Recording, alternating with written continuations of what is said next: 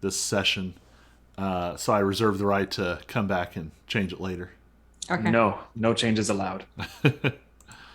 All right. So, last time on A Crown of Cold Iron, the party had successfully survived their excursion beneath the Raven Palace, though not without both some scars and some new prizes, including a strange relation of Mort's and potentially of Cyrus's named Sana, who is a young dark-haired woman who has been a giant raven monster for over 1,400 years. So you all thwarted the Kingsguard, ending with a climactic battle with their apparent leader, Marcus, a wielder of the Hero Light, who was slain mostly... It was a team effort, but Sana tricking Cyrus into becoming a giant magical raven monster himself probably helped. So... After slaying all the Kingsguard, grabbing whatever treasures you could, the great Raven Cyrus chased the rest of you, the survivors, out of the ruin and back out into the city through some persuasion and connections and a bit of strange arcane intimidation. You all successfully separated Cyrus from the great Raven Spirit and had a chance to sort of catch your breath. You all went back and regrouped. You took advantage of some of your various resources. Cyrus was able to get some information from both Gimbal and Jace on Cawthorn, Allen, Tar, and Smith. You were able to sort of go through some of the magical items that you had found. Auric had both a letter from Lambton, several letters from his patron Lambton, insisting on his participation in thwarting and I guess it is a human trafficking ring, in that it is trafficking humans into Fairy. So Lambton would like you to thwart this trafficking ring being run by one of his competitors and peers among the Unseelie, and has given you a picture of this competitor's agent in the city. At the same time, the Lady Bryn of the Parliament of the Fae's embassy to the human realm has also been very insistently trying to reach you.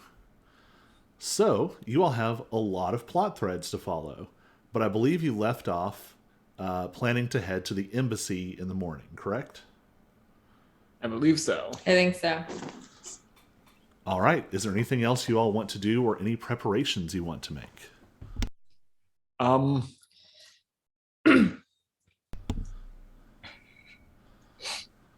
Well, actually, let me do something helpful first.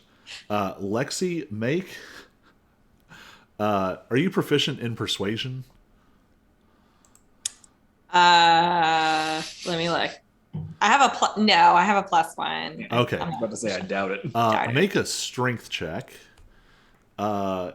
Cyrus, make your choice of history or technology. And Auric, make your choice of religion or history. Oh, I got a 19 on my strength check. that's definitely going to be history, because what is religion? We got an 18. 13 on tech. Oh, you sound so pitiful when you cry. All right. Yes, the cat noises don't come through as much, which did kind of make it sound like you were dunking on Cyrus just then.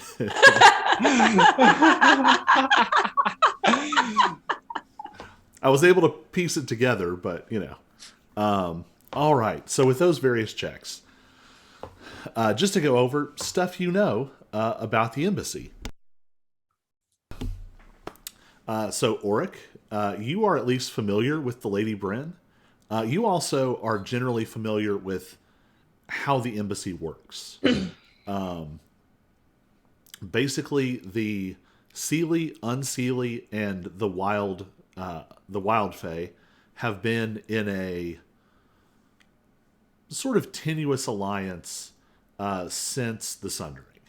So they've been trying to present sort of a united front, especially when it became time to interact with the humans. So together, they have set up this embassy in coordination with the human authorities, and this is sort of their primary agent in the city. All the official fairy happenings move through the embassy. With that check, you also just kind of have a passing familiarity with some of the gossip and the perceptions of the people involved. You know that the two embassy staff, one of whom left you a voicemail, but you know that they are considered very, very good at their jobs. They're very widely respected. They handle a lot of little day-to-day problems that happen for Fae living in the city. You know that Ambassador Llewellyn, who is the chief ambassador, yeah. What you've heard of him reminds you a little bit of Lambton, but not as malicious. Oh, yeah. Like, he's just very, like, preening. You would know this as well. There's literally a little bit of, like, a peacock element to his nature. Both sort of the personality, but also, like, there's just, like, weird splashes of color and some feathers kind of going on in places. And he's a relatively high-ranked Seelie official. He's the one who does all the glad handing. He goes to the galas. He's the one who goes on the Queensboro equivalent of the Today Show and talks about new things happening, or does little slice of life bits on Fairy. To the Fae, it feels very condescending, but the humans are very excited about it. He's very well liked by the humans. The Fairy are kind of like, Yeah. He's kind of the face, and Lady Bryn does the real work. yes. And that's actually been kind of a surprise. The Lady Bryn has developed... Seriously outranks him? Well, yes. And this is part of the scandal. So, as we mentioned previously, not a lot of Fae have died in the last 1,500 years. Powerful Fae don't die very often anyway, but during this sort of period of relative peace, nothing happened. But for some reason, a couple hundred years ago, Lady Bryn died. And it's not really clear how or why. But powerful Fae, all Fae, but especially powerful Fae, kind of recycle. That personality, that energy sort of comes back together. It's very Doctor Whovian. But the really powerful Fae come back mostly the same every time, but it takes a while. And she's only been back about a little under 90 years, which She's a baby. Yeah, by the standards of like the Fae nobles, yeah, some of them you don't know if they've ever died functionally. They're thousands and thousands of years old. So her grasp of her own history and memories and power kind of comes and goes. And really, everyone expected her to screw this up. They really did. But she's actually been really good. You know that, and Cyrus, you would have picked some of this up too. There are a lot of things that would have been like big public relations issues that Lady Bryn and her staff have headed off well in advance before it would get to that point. Lexi, we've established in the past, you know Leon. Yes. So Leon is the massive hulking Leonin assistant to Lady Bryn. He's not much of an office assistant, even though he has an office. He is essentially her knight. They don't call it that because it would probably be a little spooky to the humans. And he's also sort of a scandalous figure. You know this because, and we can kind of establish this. So you definitely know there are underground fighting rings that happen sometimes in Queensboro. Sometimes they come to the bar. Well, and sometimes they're definitely attached to the drinking scene in town on the rougher side of it. Yeah. Has Lexi ever participated?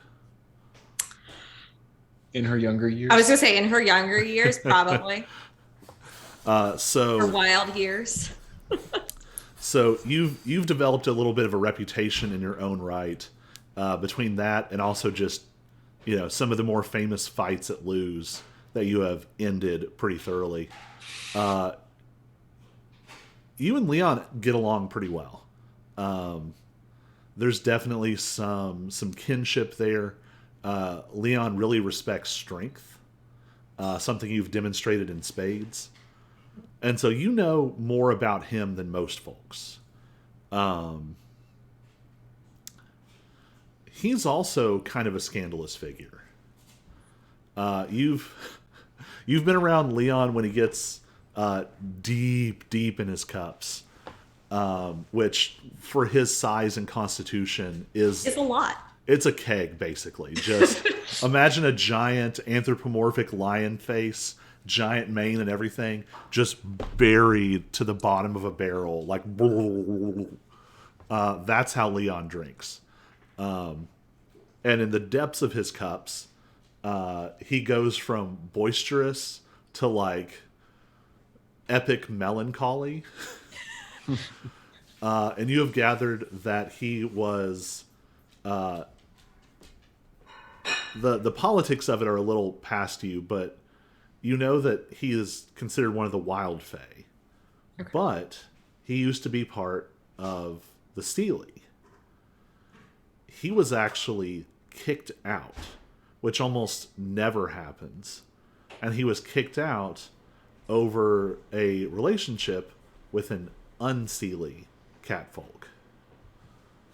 Oh. And so this is still, when he's sober, he doesn't talk about it. But when he gets deep in the cups after the fights, you've heard this story a couple of times now. Her name is Lynx. Lynx. So, Cyrus, with your technology check, you'd be very much up on sort of the bureaucratic governmental side of dealing with the embassy. You know that the NBI keeps a very close eye on them. Exceptionally close. Especially on Llewellyn and Bryn, because they are very close to basically the maximum power threshold of Fae that are allowed in the city. So they are pretty much surveyed constantly. You know that there would be like NBI agents, not even like trying to hide themselves. They're just like out there, basically like getting lunch across the street, sitting at a cafe, like watching people coming and going. And if either of them leave, one of them discreetly goes with them. They're a little bit fixer bodyguard, but mostly there to make sure that like these very dangerous people are adhering to this treaty. Something you would have gathered in the last little bit is that right now the embassy is a little bit overwhelmed because of the loosening of the immigration numbers of Fae into the city. They are buried in paperwork. They are processing hundreds of applicants every day and moving a dozen or so into the city. So this Fae population is just skyrocketing. And not everyone's thrilled about that. All right. So, with all of that said, are there any preparations, or are you ready to head over? Just a quick. Apart from Vela, since I am dating her, do I have I developed relationships / contacts with other folks at the school? Yeah, you would definitely have a passing familiarity.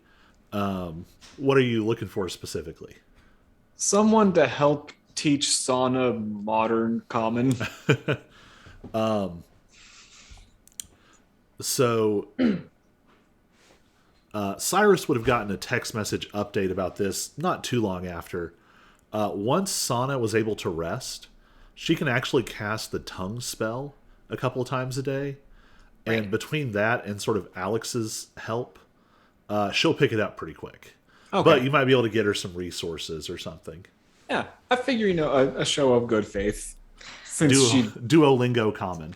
Yeah, I was gonna say an ancient to modern common dictionary. Well, if there's somebody there who specializes in ancient languages, they would probably want to meet her anyway. Mm-hmm. But also, since I showed my dragon face to her and she tried to kill me, just as a reflex, I want that show of goodwill. So we'll say for now that you've gotten some resources. I think we want to play out her going there because that's going to be fun. Yeah. Vela delivered some books, but I just feel whoever- bad always calling Vela because I'm sure that stuff happens off camera that's like the lovey-dovey stuff, but it starts to feel like she's less a girlfriend and more a resource. Yeah, I mean, we just sort of assume that, there's long stretches of time between stuff happening. And, There's dating happening off camera. yeah. All right. Is there anything else? That was it for me. okay, that's all I got too. Everybody's level 7? Yup. All right. Fancy. All right. So... I fight him. What? I fight him.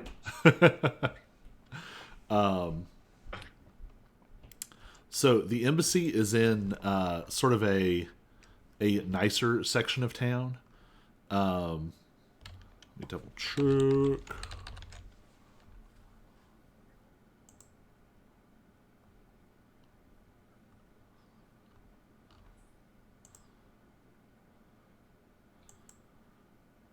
I'm sure I put them in a section of town. Yes. So Embassy Row sits between Old Imperial and Central. So Central being sort of the very modern, it's the center of town. It's where sort of the big offices are. It's where a lot of the bureaucracy of the city runs. And Old Imperial is where the Raven Palace is. It's where a lot of the historic sites are in town. So it's pretty far. Not necessarily as the Raven flies, but getting pokey there will take y'all a little bit. Pokey always seems to hit all the stoplights. Except in that alternate universe we so briefly experienced. Yup. Yep, could have been one of your totem powers. All right. So you make your way over. So as you head into Embassy Row, you've seen some impressive areas of town. Embassy Row is sort of understated. The buildings actually have a fairly unified aesthetic. They've all kind of got this classic brick architecture to them. All of the embassies have sort of large walled areas. And you see sort of ceremonial guards along the way. You do see parking down some of these sections of road. Do we have to feed the meter? Well, you wish you got to feed the meter, because actually, the area outside of the Fey embassy, sort of like for a block or two in each direction, is totally clear of cars. None of the embassy staff drives yet. They're working on it. And Too so many they just pedals. consider it safer to keep that road clear.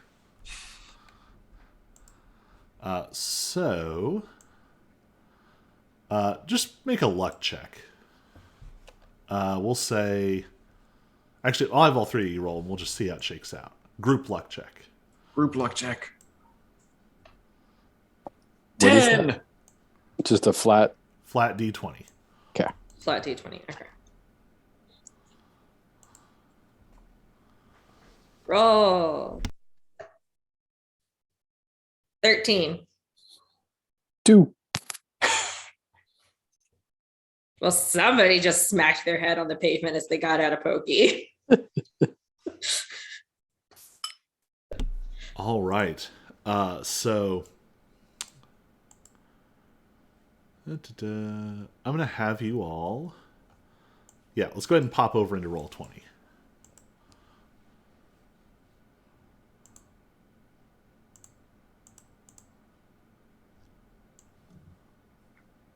Roll 20. Yep. Oh, go to roll 20. Okay. Oh, whoops. Sign me in. Man, Sign it's been a in. long time since y'all have not had an NPC with you. Yeah, it is. Launch game.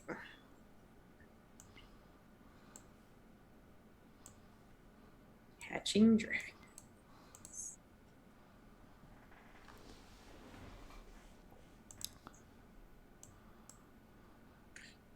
I would very much like to not have to use my new 4th level spell right as we get out of the car.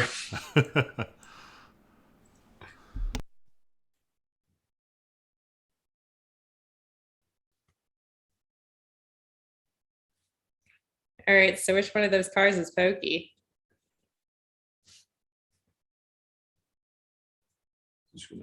All right. Oh. I got Twitch adjusted, so now we're showing the correct screens. It is a beautiful day. It's starting to sort of slide into spring. We've mostly been happening in winter. And it's actually getting pretty nice out. By Queensboro standards. In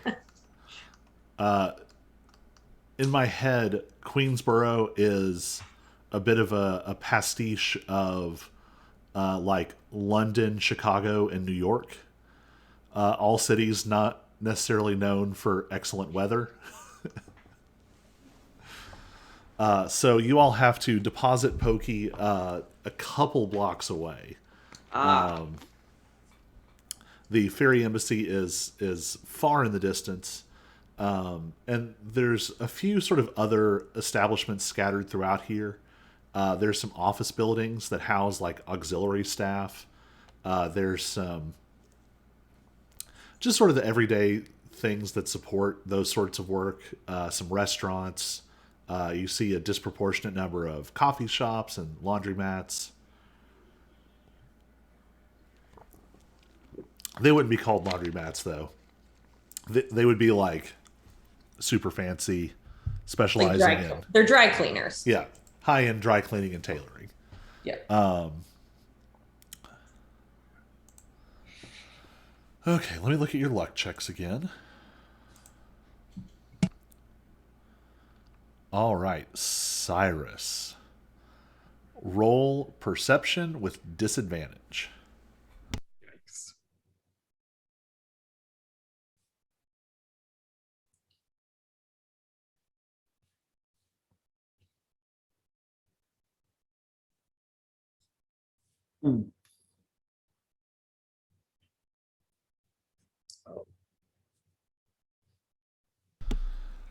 Alrighty then.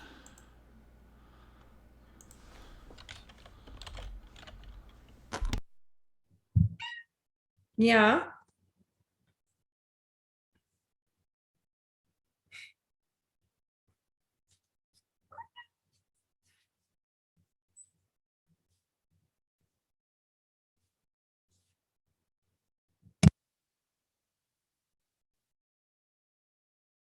Huh. It doesn't want to load the art for Cyrus and Lexi for some reason.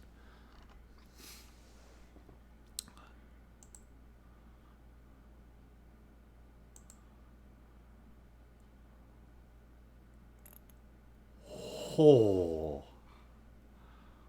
Okay. Hold on.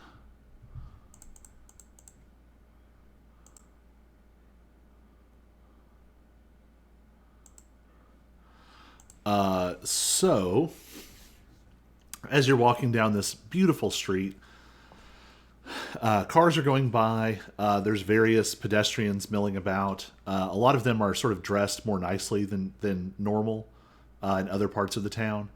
You also see a little bit more diversity here.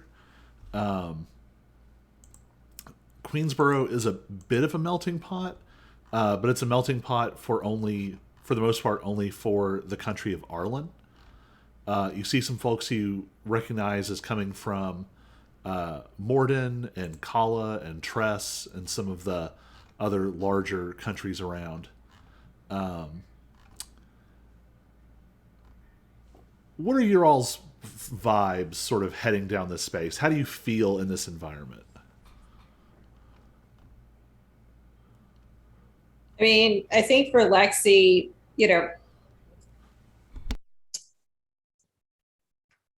Lexi would probably feel a bit out of place. She's a little too working class for this fancy dancy stuff. But, it's probably also not the first time that she's been forced to be in this kind of situation. I could see Lexi at some point having to be a part of, I don't know, like a catering company or something like that. I can kind of see some sort of situation where she would come in for, event staff essentially. And I think I think we said Huh? too that she spent some time as sort of non-combat zone military. Yeah, that as well. So she's had some experience being the lower class staff essentially. You've probably been the person at a gate just like these at some point. Yeah. What's Oryx feel? Resigned. Oric's pretty sure he's about to be deported. I don't want to be here, but I get the appointment, so I got to be here. Oric thinks he's about to be deported. Yeah, I mean, I'm not so sure I'm worried about being deported because they wouldn't have requested a meeting. That's true. But I thought I was flying under the radar, and clearly I wasn't. So Right. I have a feeling there's a reckoning coming. Smash cut to Oric walking out of his apartment, forgetting that his ring of seeming no longer works, forgetting his alter self, walking out full gold and silver dragonborn, dragon. and some 6-year-old up the hallway that you don't see, full the ice cream falls off the cone and just. Yeah. So what's Cyrus's feel? I think Cyrus is in the odd position of he has probably definitely impersonated embassy officials before. So 100%. So he's got some background, but it's also not his preferred he doesn't like to play politics. He doesn't like to fight politics. He likes to fight. So you've probably been here several times, but this might be the first time that you've tried to walk through the front door as yourself in broad daylight. Right. So there's a weird vibe, followed by a horrible smashing sensation as Cyrus meets the concrete with incredible force. Something that you can't see just scored a critical hit against you. Right out of the gate. Hitting you for, do my math, 10 points of slashing damage and 7 points of force damage. And you are not actually knocked prone, but you are hurt. Oh, actually, that's not true. Roll a strength saving throw. Let's see if you are knocked prone.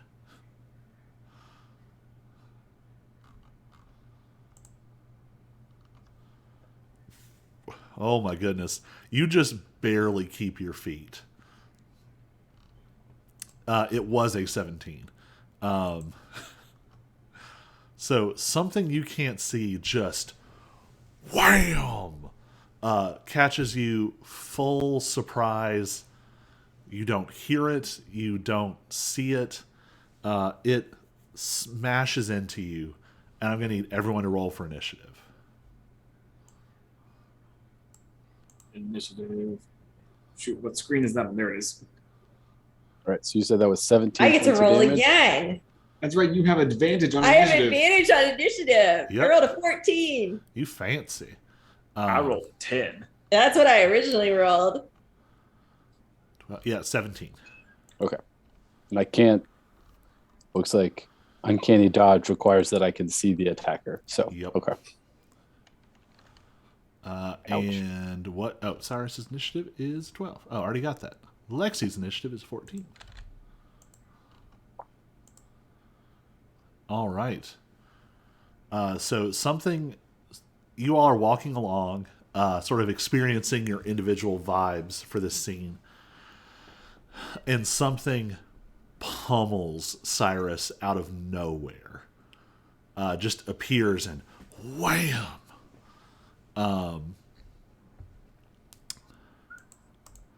Lexi, you are first. What do you want to do? So we haven't identified what slammed into Cyrus, right? Not at all. Okay. Honestly, would a perception check be the right one? Or investigation? We'll go with perception. Okay. I mean, I have the same proficiency in them, so. All right, I rolled a dirty 20. All right. Let's.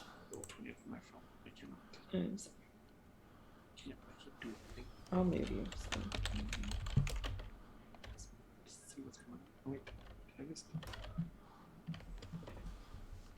We're on the edge.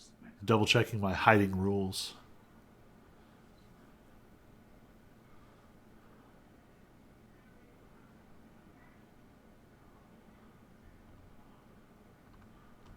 All right. So it's going to contest that with a stealth check.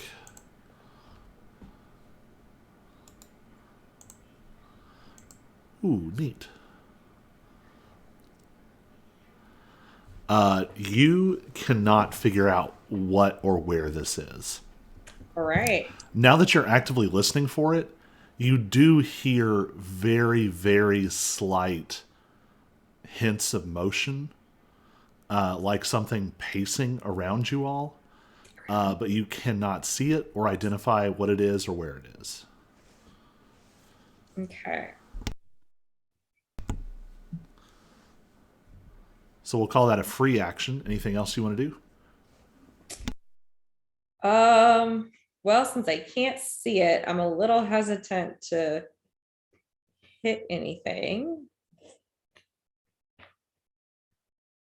Although I suppose that I would probably rage in my, anger, I will rage in my rage. in my like frustration, uncertainty. Yeah. So investigate and rage. That's what Lexi does.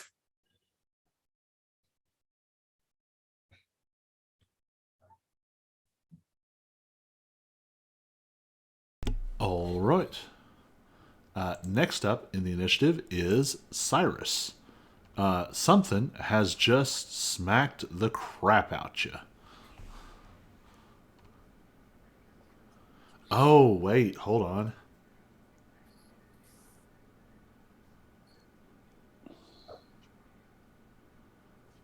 Okay, yeah. We're still good.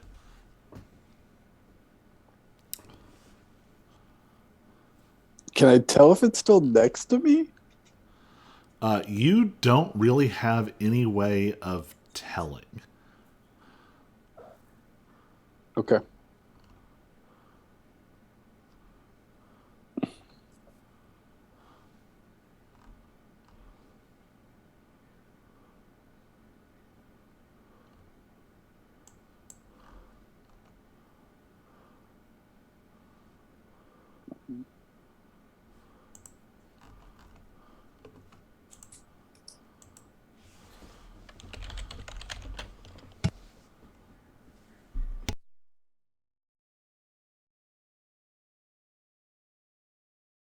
Hmm.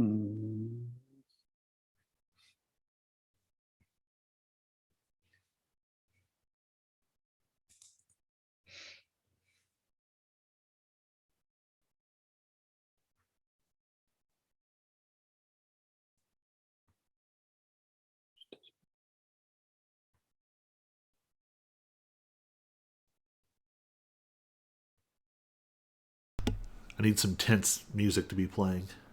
Well, what's the point in having new spells if you don't use them?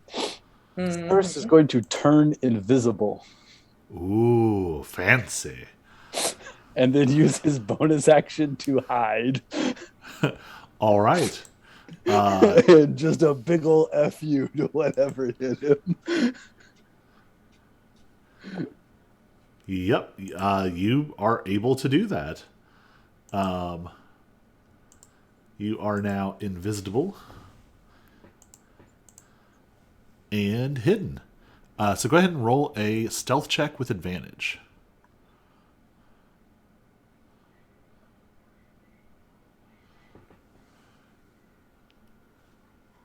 $20.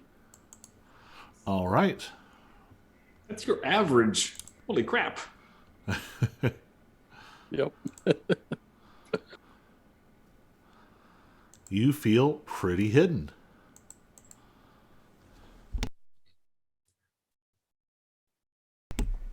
And just as a reminder on the attacking hidden creatures rules, you have to guess which spot it's in, and then you can attack with disadvantage. Your perception check will determine will let you tell what square it's in, so you know that you're at least attacking in the right direction.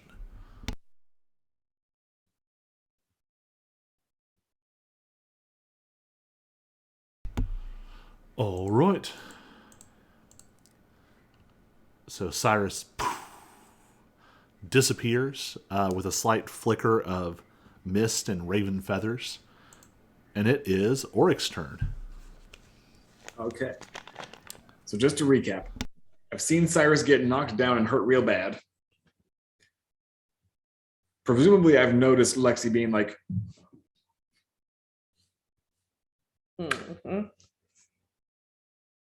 strange question, does this feel familiar, like in terms of Fey interactions? Make a religion check with... No, just make a religion check. Why has it got to be religion? Or history. 5! Oh. I mean, yes, there are so very many fairy things that turn invisible and attack people. You have no immediate idea how to narrow that down. Fair enough.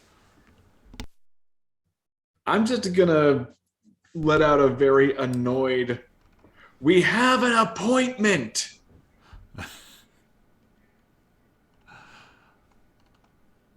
All right, anything else?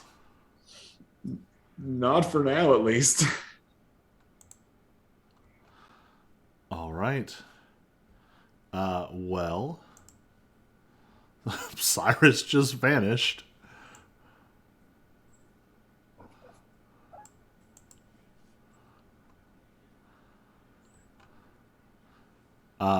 So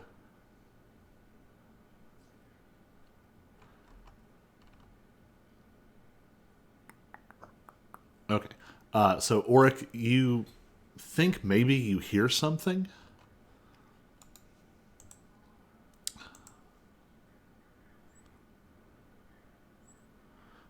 Right before, well, let's call this make a medicine check. Oh no. 7. Something bad happens to you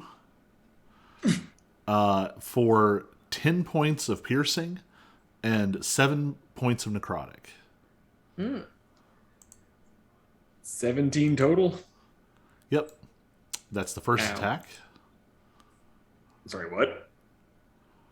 That's the first attack. Whoa. This thing has crit twice already.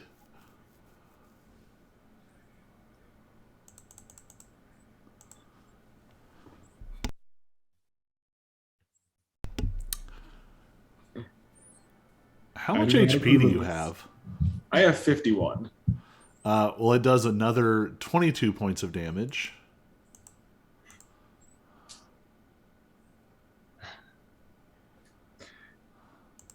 I'm not hurt. He's not dead yet. It rolled minimum damage on the last hit. 7 more points of damage. Good God. I'm down to 5.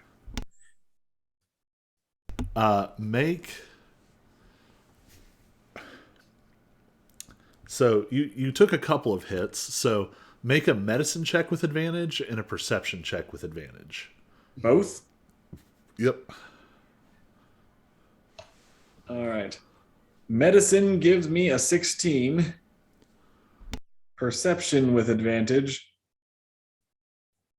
Oh, so close to it. gives me an 18. All right. Auric, you have a moment of depressing clarity. You have been attacked a lot in the last 6 months or so. Yep. You have sustained more physical injuries in that 6 months than in your whole life up to this point. And you realize with a little bit of sadness that you're learning how to distinguish between a stab and a shot and a burn and a claw and a bite. This was a bite and 2 claws. And with that realization and this sort of immediate sense of danger, you're able to sort of turn towards the source, and there is a creature probably 6 or 7 feet long, probably almost as high as you. And it is a vaguely feline silhouette. And it is almost glimmering. Or almost there's a strange distortion where light seems to hit a point just to your side, and it neither seems to disappear into shadow, but nor does it seem to fully pass through. Something there is warping it. So I, the player, now know what this is. The question is whether I, the character, know.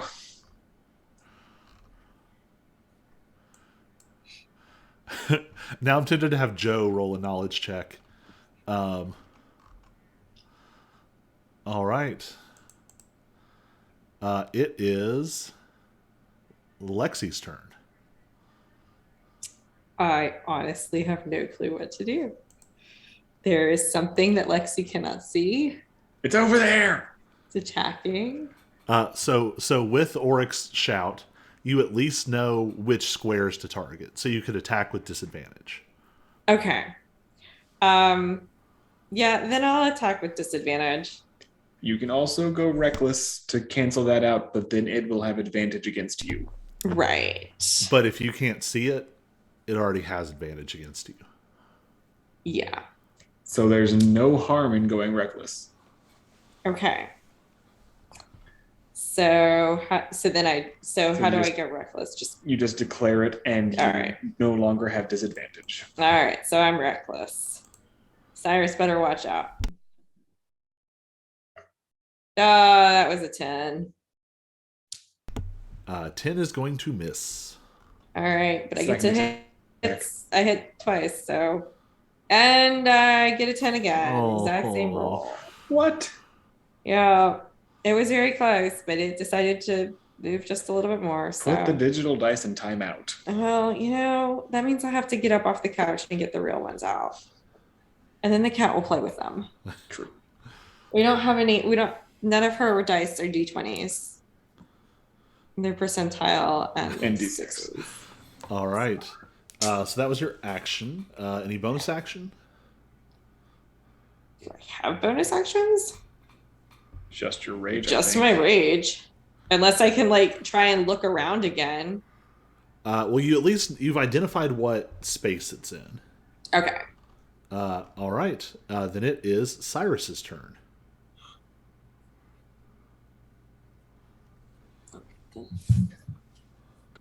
I can also tell where it is Yes. based on. Okay. It is to the south of Auric, and it's taking up 4 squares. And Auric is adjacent to the top right square. Okay.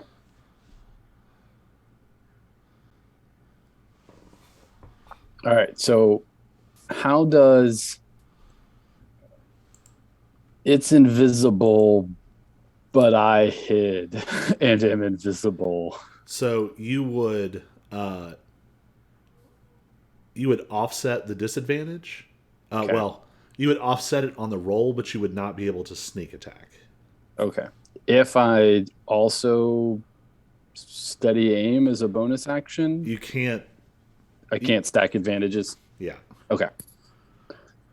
Which is a smart design feature, but is frustrating when you're in this situation, and especially for a rogue.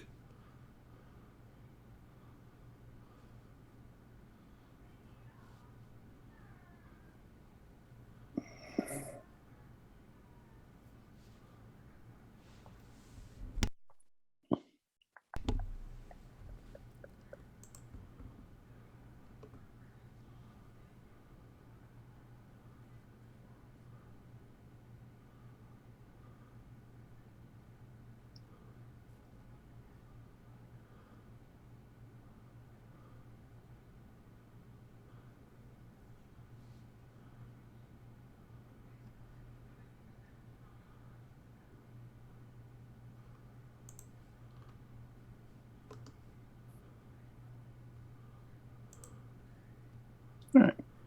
Oh, that might be helpful. We're going to try that. All right.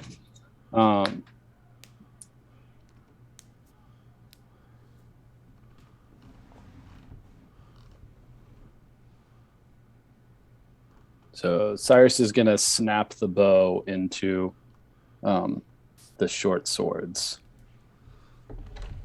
All right. And I guess step over and around Auric and attack with those. Out of curiosity, can you move your token right now?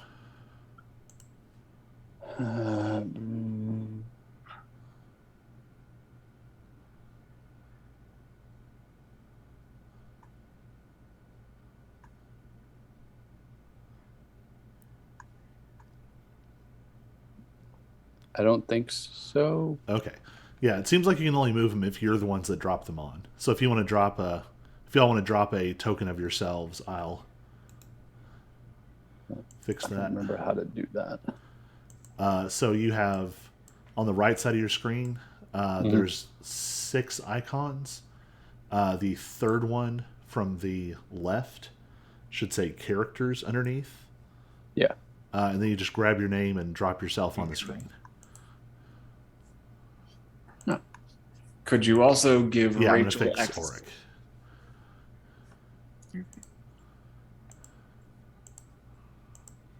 Okay. All right, now she should be able to drop one on. Perfect. So I'll delete the existing ones. All right. Yeah, come on. No, stop that. All right. So I got a 21 and a 17 to hit. I have no clue where. All right, both of those will hit. All right. So When both of my ill-omened short swords hit, the target must make a DC 14 wisdom save. Ooh, fancy.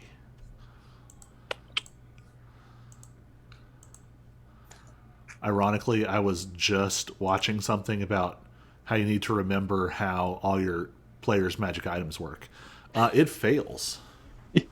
All right. So it takes 19 plus an extra 1d6, I think. Yes.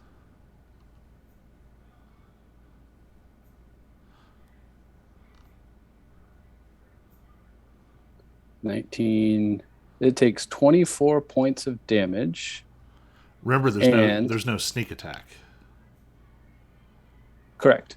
Okay. That was 2 hits, and if I hit with both swords, it takes an Jeez. additional 1d6 point of damage. Those were really good psychic rolls. damage. Yes, they were. And I now know its distance and direction from me until the next 24 total? 26. Mhm. 24. 24. All right. So you take Ill Omen. It's in its short bow form, and it just fluidly snaps into these 2 short swords. And coming out of your invisibility, you leave these twin slashes across the hide of some huge creature. And sparkling opalescent blood runs down its side.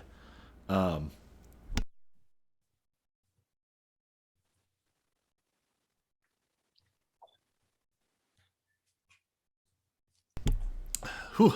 And the blood runs down onto the sidewalk where it pools, and the shadowy, wisping magic of Ill Omen is still running through this opalescent blood, and it swirls up with the blood and becomes a tiny, intangible raven that flies up into the air and is now circling above this creature.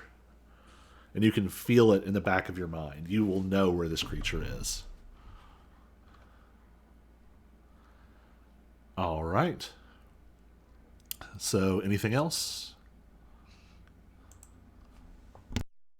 Nope. Bonus action for 2-weapon fighting. So that's everything I can do. All right, Oric. Okay. I know where it is, and now I also know where Cyrus is, because Cyrus is no longer invisible. Correct. I'm also at 5 hit points. So I think I am going to, once again, call upon the creature in the fog. All right. So you... It's not really a magic item. Have we determined if our tattoos work outside of the dungeon? You have not tried yet. Have not tried. Okay.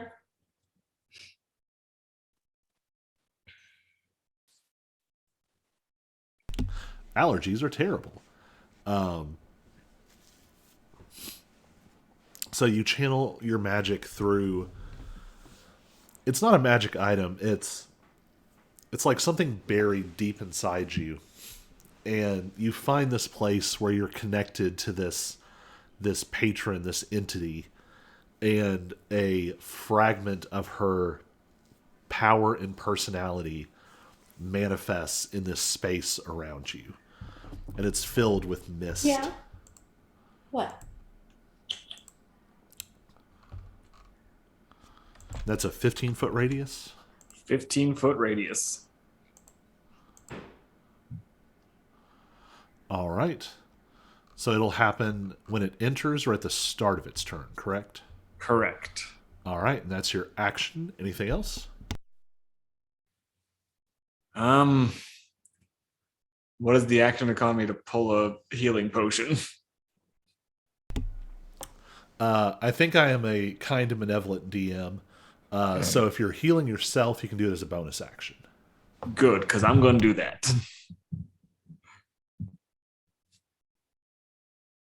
2d4 plus 2. All right.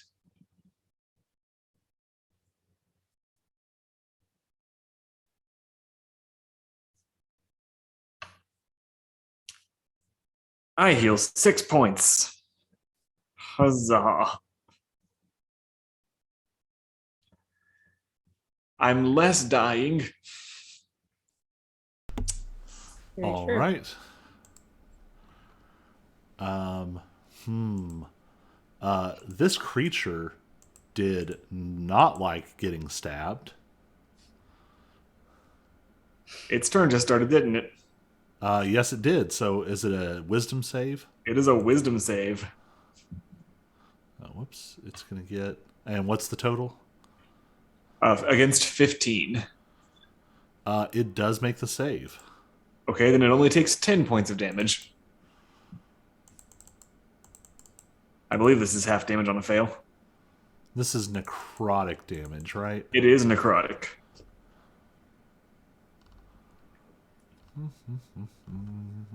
Not half on a fail, half on a success. All right. It seems this mist sort of brushes across it. You notice two things. One, there's still this strange distortion, even in this sort of magical space you're exuding. Also, this sort of smoking necrotic damage, the specter of your phantom just sort of runs a hand across something unseen, and as the hand trails across, it leaves a smoking black handprint smeared across the hide of something, and something massive lets out a pained growl. And you can tell that this thing is hurt quite a bit by that. Now, oops. Cyrus, can you move the Cyrus you're controlling so I know which one to delete?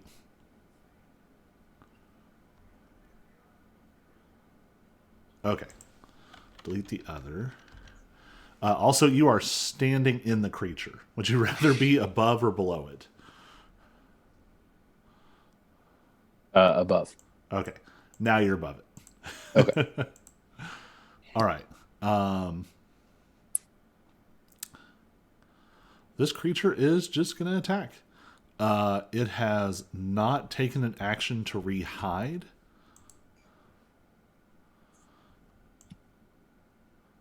So it does not have advantage.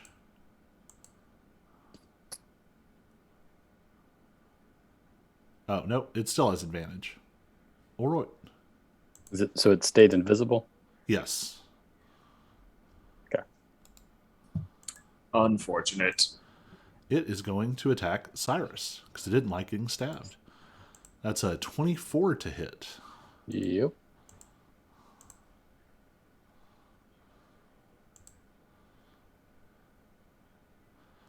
That is 17 points of damage. Okay. And a 22 to hit.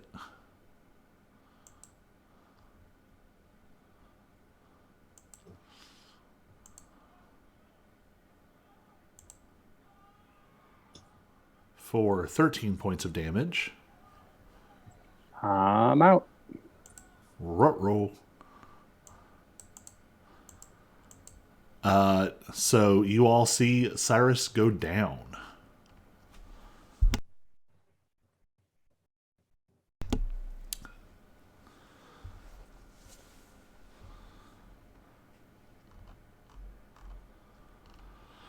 All right. It is Lexi's turn. Right. So I know roughly where it is. Mm-hmm. So yeah, I'm just gonna slap it with my With your mallet. with my mallet, because that's how I roll. That's a 13. 13 is not going to hit. Okay, I disagree with how it's sitting. It was sitting. It literally looked like it was cocked, and so it actually looked like the 16 was that, but I rolled a 6. How can digital dice be cocked? I don't understand because It's it was a conscious in the corner. choice. Yeah, You had to program that specifically. yeah. So you still got one more attack. That does 19. hit. That'll hit. Okay. And that is 10 points of damage. All right.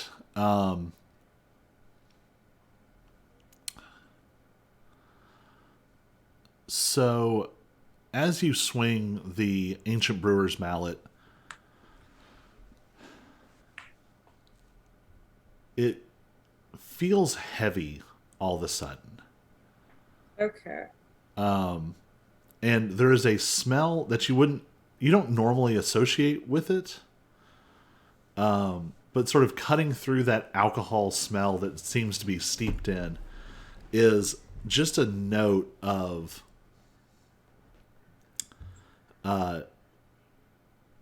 just a faint hint of like rusting metal. And much like where the necrotic energy of Oryx's patron touched it, it seems to particularly dislike something about the Ancient Brewer's Mallet. It's going to take twice as much damage. Okay. And roll a 1d6.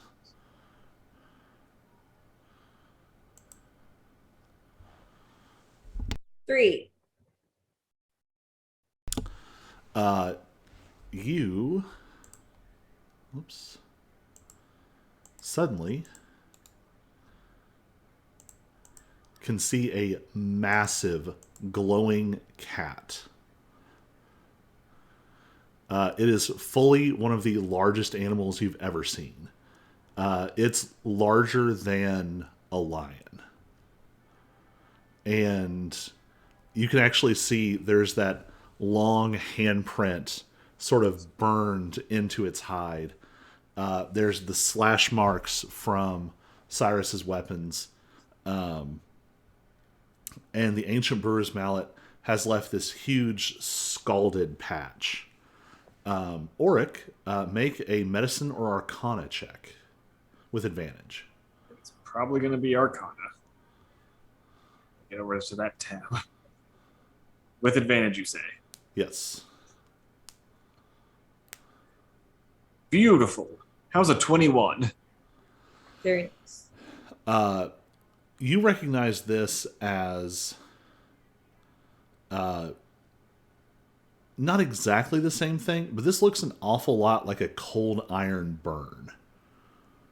You've seen this a few times where you have accidentally brushed against something that turned out to be mostly iron.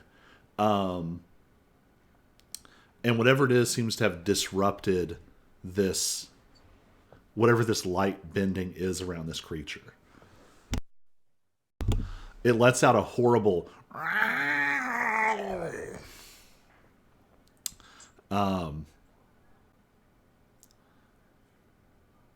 yeah. Anything else on your turn? Nope. All right. Cyrus. I think we're at death saving throw.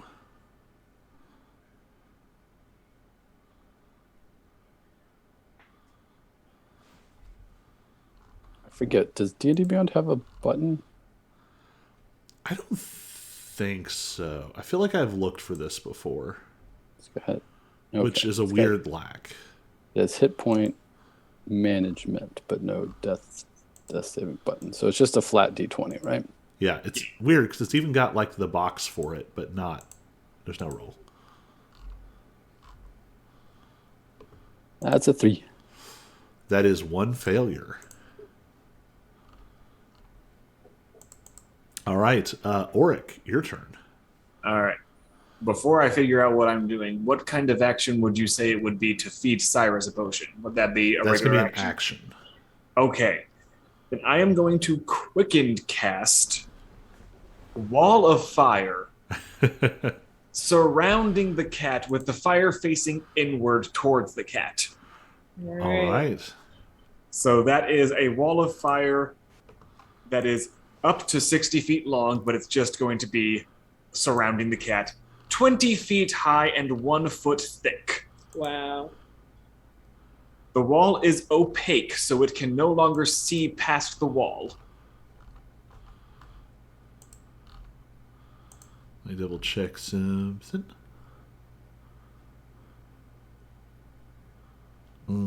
So that is going to dismiss your spirit guardians without healing you. You're right, that is going to dismiss my spirit guardians. No. So the question is, do I want to use my action to heal myself or to heal Cyrus? Cyrus has at least 1 more death save unless he rolls a 1. So I'm gonna risk it and I'll use my action to dismiss to heal. I just had a very ominous phrase run through my head. It's cute. You think you'll be allowed to die. Yes. So I heal 12 points of damage. That's nice. All right. And the aura fades. I actually didn't want to dismiss that because it seemed to be doing extra damage. But I also want the opaque wall so it can't see me when I try to heal Cyrus. Mm-hmm. All right. We'll say that you successfully draw it just around the creature. So it needs to make a dexterity saving throw when the wall appears and on its turn. All right. Or sorry, when it enters the wall for the first time or ends its turn there. Okay. So it takes it right away, and then if it ends its turn inside the wall, it will do the save again. A 15 dexterity save. It fails. Excellent. Oh, and I add my charisma modifier, don't I? Whew. So that's going to be 30 damage?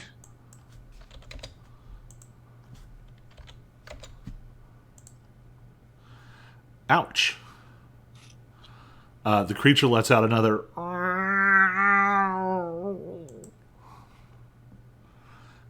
Anything else in your turn? Let's see. Well, it's not dealing fire damage, so I don't think my elemental affinity is going to do me any good, giving me resistance. That was a action and bonus action. I guess I'll move to be on top of Cyrus so that I can just dump the potion down his throat next turn. All right. When the creature let out that sort of yowling sound of pain, you hear the sound of another creature answering it very close by. Oh, fun. You see, emerging from the shadows of the alley not too far away, another creature. And as it steps forward, as it steps out of the shadows, it's almost like it was part of the shadows. And then as it steps out, it's like the rest of the shadow peels away, leaving this smoking black silhouette of another massive cat. I told you we have an appointment! Make an insight check. Yeah, I have a feeling they're not with the embassy. Nope. They're probably here for me. There's my crit for the night. You are very sure they are not from the embassy, and eyeballing it, you might kill one of these, but both of them together are probably going to kill you. So retreat. Part of my yelling is hoping that the embassy or a representative hears us. Yep. You're still a little ways away because you had to park 2 blocks. Right. Lexi, call the embassy. I mean, here's what I would say. You're probably like running away distance. Actually, we'll do a luck check. Because we did establish this is like the middle of the street. There are like people walking around. For sure, people are now like A, calling the police, and B, filming this on their phones. Of course. So luck check. Me too, or just Joe? Just Joe. This is. Well, that's unlucky. That's unlucky. We'll repeat that at the top of the next round. All right. The other creature. Thankfully, it doesn't seem to be invisible here, but it is going to dash forward, and it is going to attack Lexi. Okay. So I'm going to react with my hero light. All right. What's your AC? 15. All right. Let's see.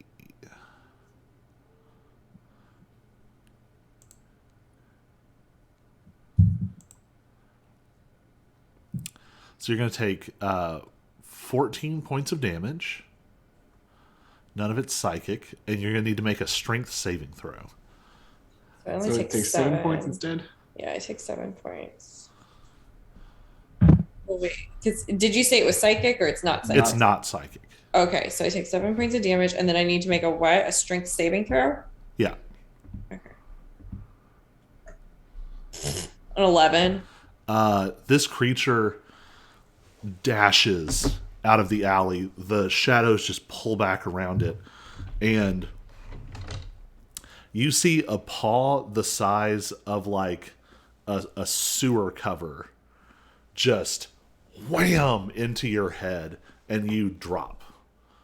You can still use your reaction, but you are Okay. now prone.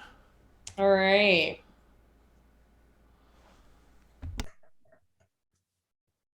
Three. All right. You do notice as the hero light sort of Oh, wait, flares. it's plus my constitution modifier, isn't it? Is it? It says right there. Yes, Hero light. so- So 3 plus something else. My constitution modifier. So 6. 6. For whatever reason, it doesn't include that. 3 is physically impossible. Yeah. Ooh, good question. Are you generating light with the hero light right now?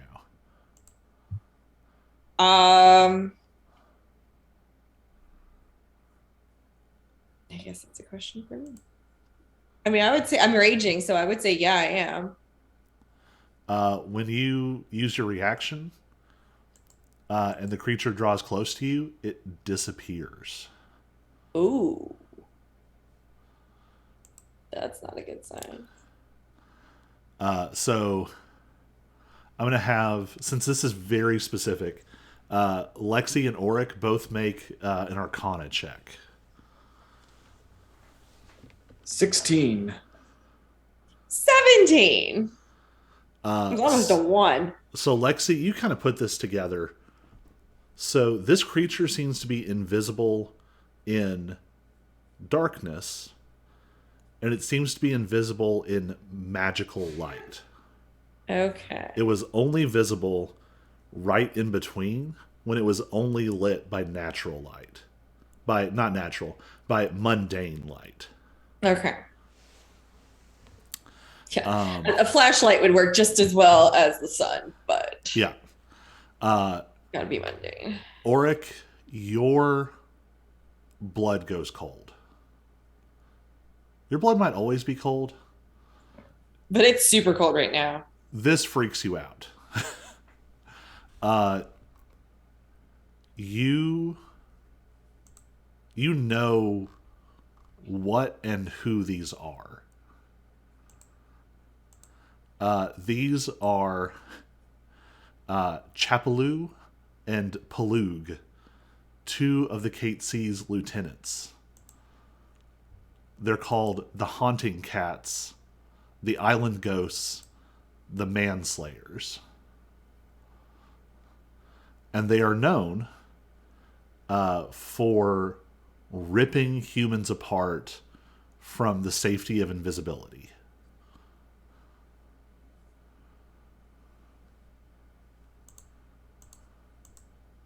Well,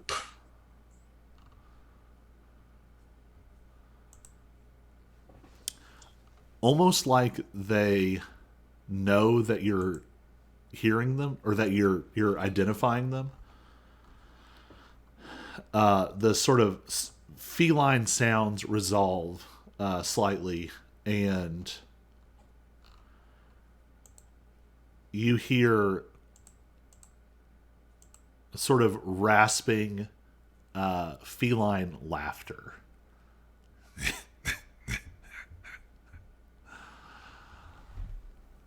Little lizard.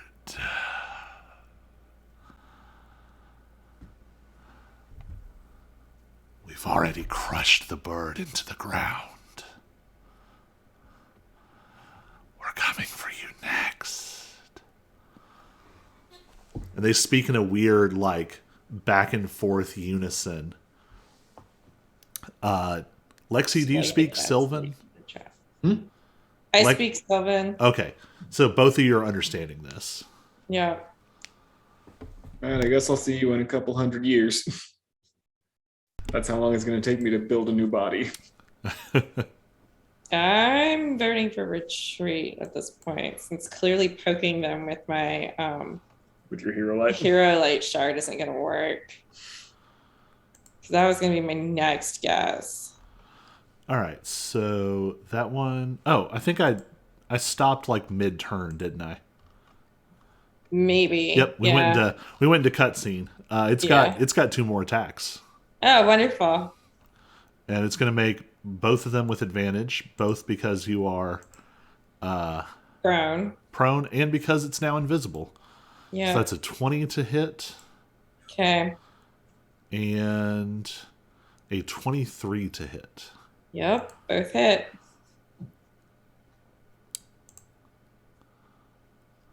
Uh, 12 damage on the first one, Okay. and 12 damage on the second one.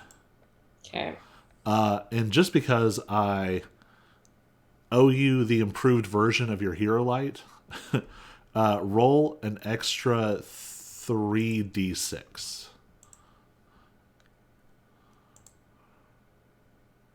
Just have it a couple more times. There you go. All right. That's a total of 17. Does that include my Constitution modifier? It's already included. We're adding this. Okay. 17. So as this thing keeps crushing into you, you feel a burning. And the hero light has never really felt like burning to you before. But there's a flare that runs through it. And you sort of get a hand up, and the fire along your arm goes from amber to bright white. And the edges of it are tinged with orange and red. And just... this creature gets a face full of radiant fire. So it's going to take 34 additional damage. Right. All right. And it is your turn. Oh, it's my turn. Okay. Well, I'm going to stand my butt up. All right. That's half your movement. Okay. And I'm assuming it's still like in front of me, right? Yes, because it's attacked you, so you know where it is. Yeah. Okay. I'm going to look at where it is for starters because I can't see it, but I know where it's supposed to be. And I'm going to tell it that if Luz don't want you, you won't have it. It doesn't matter what you do. If Luz doesn't want you to own it, you won't own it. It's not my choice. And then I hit it.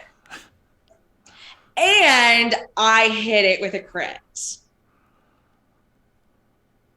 So 27. Let's see here.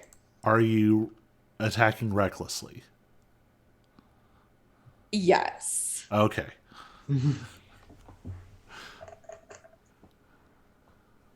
19. All right. Okay. So I do it again. 11. That is not going to hit. Hit so hard that I missed on the go round.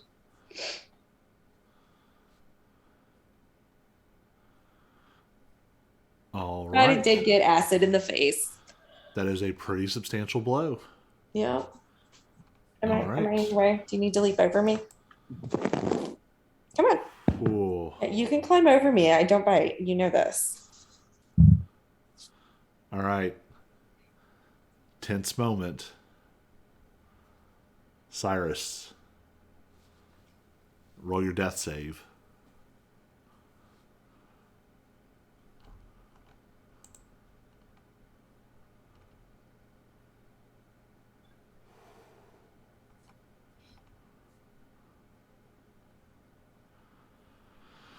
Whew.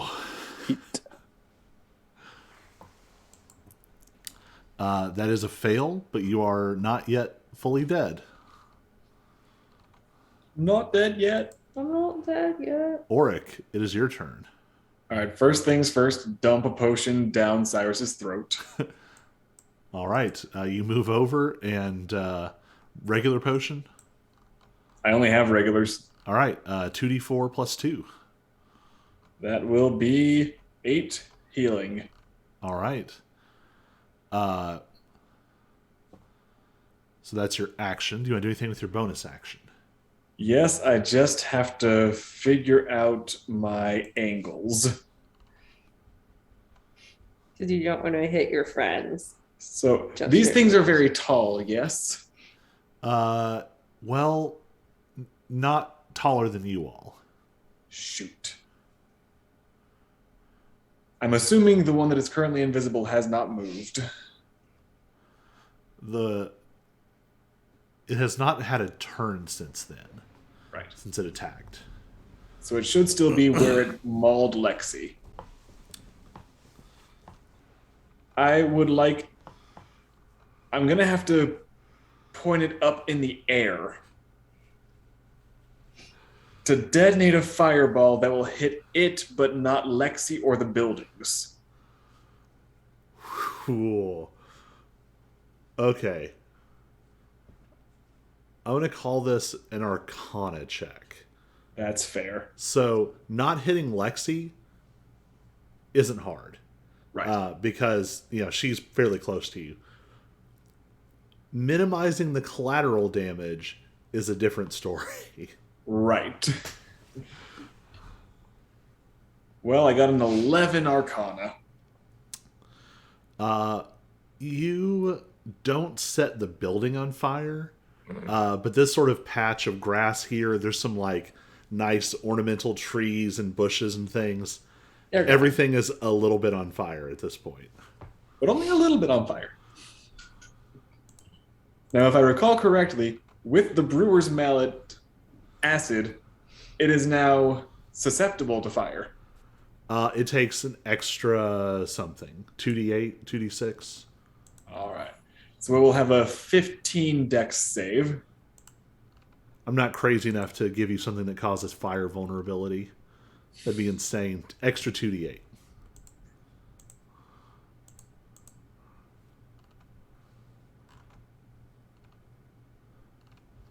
Oh, you said dex save? Yep, 15 dex save. And you're trying to hit both of them. No, I'm just hitting the one because I could, because they're as tall as us. I don't think I could hit Oh. both of them without hitting us as well. It is going to save. It gets a 18 on the die.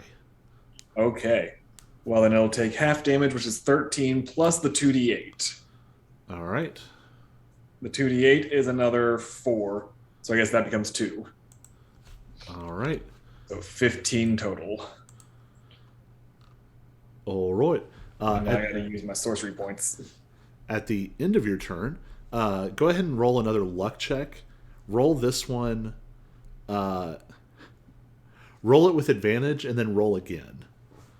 Roll with advantage and then roll again. Yes, because you've been fighting very dramatically to begin with, but now you have a magical circle of fire, and you just set off a giant explosion in the air. Well, I don't think that's the way I wanted to do it. The one with advantage should have been 12, and the other one was 4.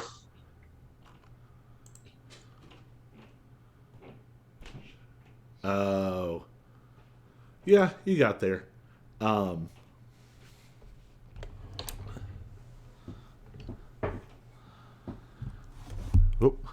You all hear the sound. It's almost inaudible, but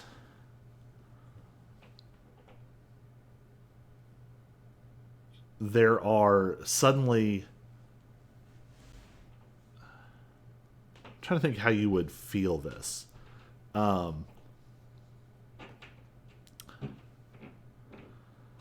The air smells sweet.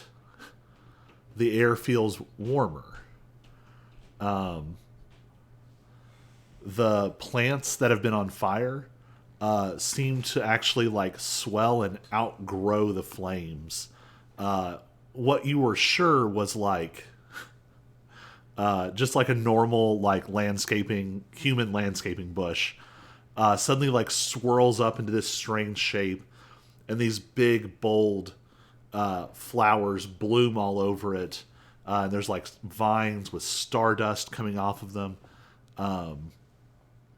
The trees are suddenly like silver apples are hanging from them, and it's just sort of this beautiful scene. And out of the shadows of these trees and bushes and things, figures start to appear. And they're not fully visible yet, but before they can arrive, the invisible creature... Lexi, you feel like a hot, wet breath on the side of your neck, and you feel whiskers. And the creature whispers, "I know what your bones taste like." And then that sense of presence is gone. Is the one inside the wall dead? You hear a very like, and something passes through your wall of fire and takes the hit. But once it gets a little ways out, it disappears again. I dispel the wall.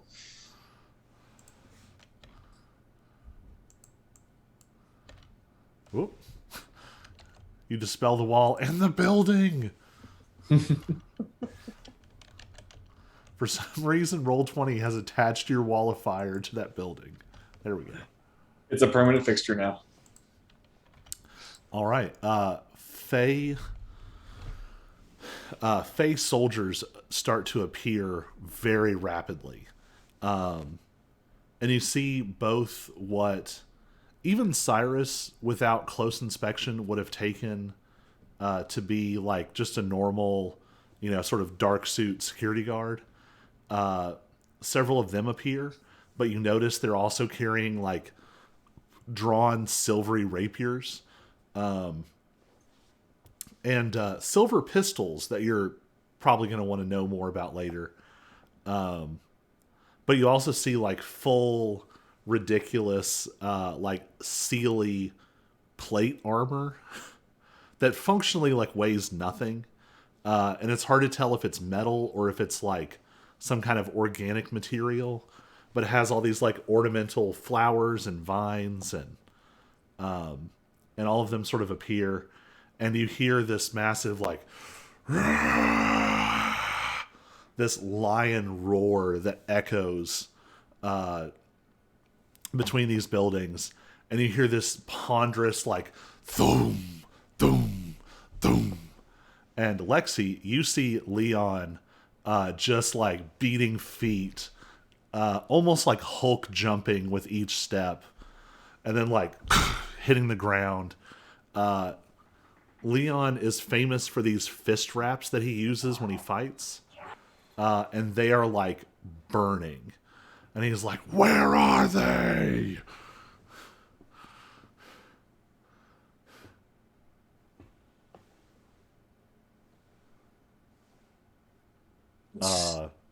You need to do the one of Bishop Cho. Little bit late, buddy. Best Jeff. And this is the fun thing of D&D combat rounds. It's only been like 40 seconds. Right. He sort of deflates. Oh. I bet I could have taken him. He kind of the fists together and there's little sparks. Next time, be my guest. Yeah. Yeah. I'll do that. And he like smacks you on the shoulder in what is meant to be a friendly way, but like fully like give me a strength saving throw. I was about to say you take 2 points of damage.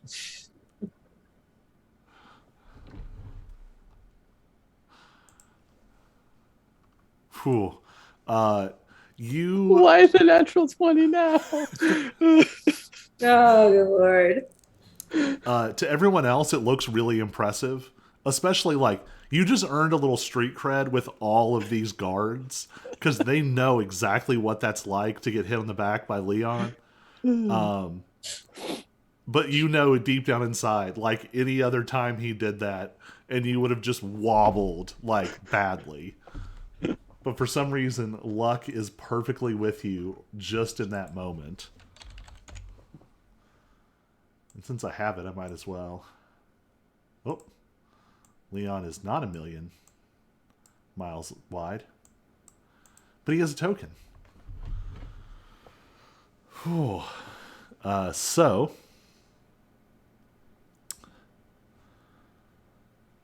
this scene is absolute chaos now. The guards sort of spread out in each direction. You can see that one of the guards has what looks like a lantern, except where the light of the lantern passes over the ground, you can see rapidly fading, but like giant paw prints. And they're sort of conversing with each other and pointing, and some of them go like dashing off. And it's not quite like a Naruto run, but it's kind of a Naruto run. Like, just this absurd... it looks inefficient, except they're running like 5 or 6 times faster than a fast human being. And Leon's... Leon's got something hanging from his belt, and suddenly it starts playing. This isn't quite the real world, but whatever the equivalent of Welcome to the Jungle is. And he's like, blasted box!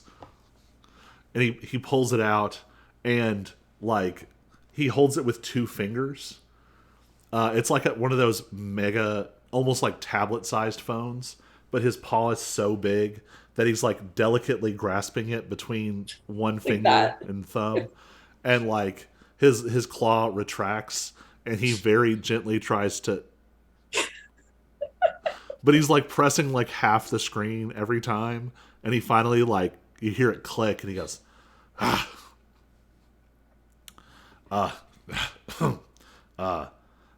hello? Uh-huh. Uh-huh. Okay.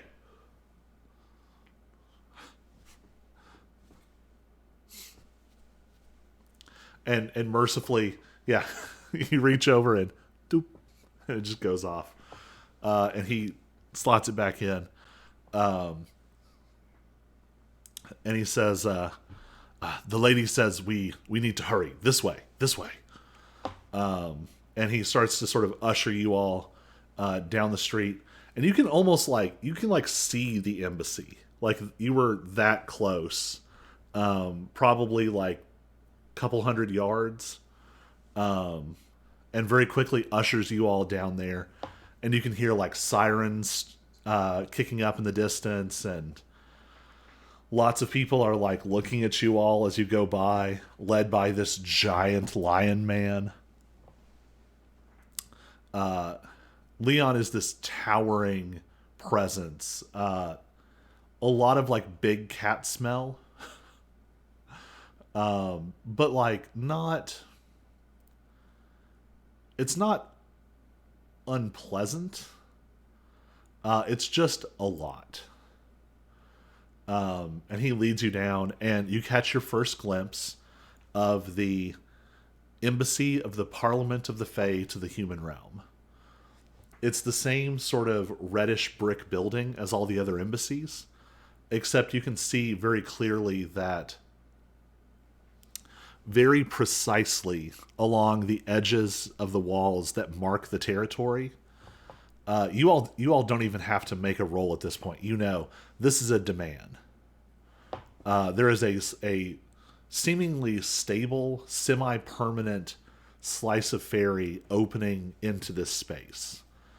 And actually, Auric, you would immediately recognize some of those same trees and bushes you saw momentarily are just like blossoming and blooming up over the walls. There's strange species of like ivy that you've seen only in fairy, growing all along the walls. All of you make a perception check.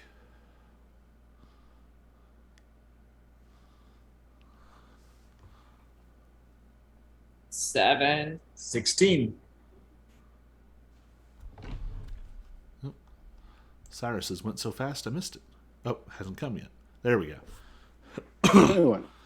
So, Lexi, you're kind of, as you all are walking along, despite the sort of ridiculousness of the circumstance, Leon is just kind of making some small talk, and he kind of draws you into a conversation.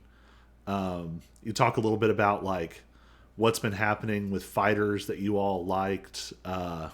He's a big Fickle Spirits fan, so he's talking about the Majestic Maple Portal and some of their different runs. So as you all approach, there's this beautiful silver gate with all of these vines and things growing up and through it. There's more blossoms along the gate than other places, and there's guards to either side. And these are more of the guards that almost look more like regular human bodyguards, except Auric and Cyrus, you both notice they have the silvery moon-touched rapiers, and each of them has one at their side. As you approach, they both sort of subtly reach behind them and put a hand on the wall. And when they do, something glows and the gates swing inward. And there waiting for you is a slim, beautiful elven woman with long, slightly curly blonde hair, very sort of piercing eyes, and you see sort of two different versions. She's wearing a ring of seeming, and one version is the same figure, but in like a very sharp, sort of professional wear. and the other is wearing like a beautiful sylvan gown. And the Lady Bryn looks at you all and says, well, that was quite an entrance. Perhaps we should head inside. Sorry about the fire, by the way.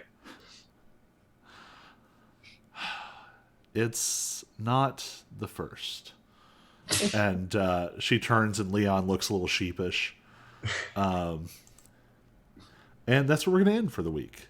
All right. You all have arrived, if not safely, at least intact at the Fae Embassy. Yep. And we will pick up next week in conversation with Lady Bryn. Huzzah. Hey, we almost took one of them down. You did very well. I guess on the upside, I feel better about. I feel like it will be easier to convince the embassy that there are cats working in the system. Yep, that is that is likely true. All right. Well, I'm going to kill our recording. Recording stopped. And I'll kill the stream.